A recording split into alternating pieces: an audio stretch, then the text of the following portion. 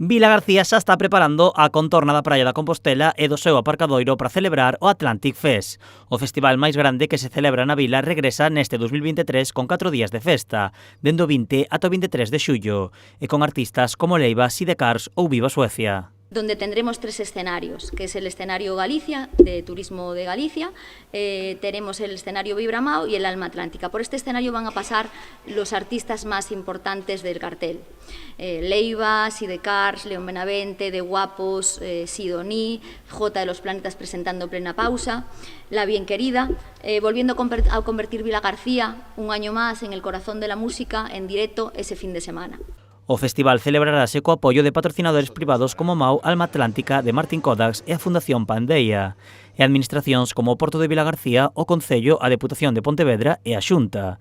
Dende Agadic buscan impulsar a artistas da comunidade que serán os protagonistas do día 23. E sempre sorprende, o ano pasado podemos ver a despedida de Izal, que foi todo un acontecemento, e disfrutar tamén un festival moi característico porque se desenvolve nun entorno que é urbano e que permite esa permeabilidade entre a poboación, a cidade, os visitantes e o propio festival, que fai que todos estemos de un xeito moi agradable gozando desta fermosa cidade que é Vilagarcía de Arousa. Para a Administración provincial e local, o Atlantic Fest supón unha oportunidade para impulsar a economía e o turismo da vila e da provincia. Pon a Vilagarcía e Pontevedra no mapa da que impulsa a economía da cidade, da comarca e da provincia.